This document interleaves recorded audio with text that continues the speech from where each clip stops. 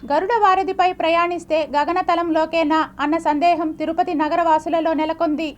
కలియుగ ప్రత్యక్ష దైవం శ్రీ వెంకటేశ్వర స్వామివారి దర్శనార్థం రాష్ట్రం నుండే కాకుండా దేశ నలుమూలల నుండి స్వామివారి దర్శనార్థం తిరుపతికి విచ్చేస్తుంటారు.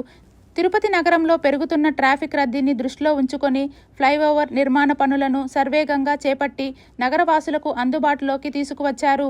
తిరుపతి పవిత్ర పుణ్యక్షేత్రాన్ని నలుదిశలుగా ఇనుమడింపజేసేలా తిరుపతి వారధి పనులను చేపట్టారు.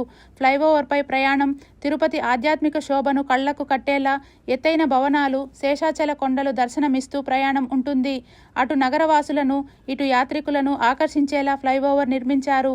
నిర్మించినప్పటి నుంచి తరచుగా యూత్ రేసింగ్లకు పాల్పడుతూ వాహనదారులను భయభ్రాంతులకు గురి చేస్తున్నారు. ఇక యువత అయితే చెప్పాల్సిన పని లేదు. Speed breaker, CC camera, speed limit వంటివి లేకపోవడంతో 100కు పైగా వేగంతో ఫ్లైఓవర్పై వాహనాలను నడుపుతూ ప్రాణాలను గాల్లోకి వదిలేస్తున్నారు. తరచుగా యాక్సిడెంట్లు జరగకుండా ఉండేలా డేంజర్ జోన్ వంటి ప్రదేశాలలో సూచిక బోర్డులను ఏర్పాటు చేసి ఫ్లైఓవర్పై ప్రయాణించే వారి ప్రాణాలను కాపాడాలని కోరుతున్నారు. ఎంతో ఉన్నత ఆశయంతో నిర్మించిన ఫ్లైఓవర్ కొద్దిమంది యువకులు అత్యుత్సాహం, అతివేగం వల్ల ఫ్లైఓవర్ పరపతి ప్రమాదాలకు నిలయంగా దిగజారుతుంది. ఇప్పటికైనా సంబంధిత అధికారులు చోద్యం చూడకుండా ప్రమాదాలను నివారించేందుకు తగు చర్యలు చేపట్టాలని నగరవాసులు, పుర ప్రజలు సంబంధిత అధికారులను విన్నవిస్తున్నారు. ఫ్లైఓవర్ నిర్మించినప్పటి నుండి ఇప్పటి వరకు 10ల సంఖ్యకు పైగా అనేక యాక్సిడెంట్లు, ప్రమాదాలు జరిగి ప్రాణాలు కోల్పోయారు. ఇటీవల కొద్దిమంది యువకులు పుట్టినరోజులు, శుభకార్యాలు పేరుతో ఫ్లైఓవర్పై కేక్ కటింగ్లు చేయటం వంటివి చేస్తూ వాహనదారులకు ఇక్కట్లు కలిగిస్తున్నారు.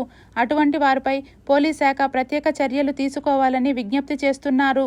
అదేవిధంగా బార్లో మందు పార్టీ ఎట్లయితే చేసుకుంటున్నారో అదే మాదిరిగా ఫ్లైఓవర్ల పైన మందు పార్టీ చేసుకున్నటువంటి పరిస్థితి కనిపిస్తూ ఉంది. 11 గంటలకు బర్త్డే ఫంక్షన్లు చేస్తారు. అక్కడ మందు, బీరు బాటిళ్ళు ఎగిరిచ్చే ఆ రకంగా చేయడం అనేది కూడా జరుగుతూ ఉంది. బండ్లోని ఆపేసేది మధ్యలో, ఫ్లైఓవర్కు కరెక్ట్గా మధ్యలో బండ్లు ఆపేసి ఆ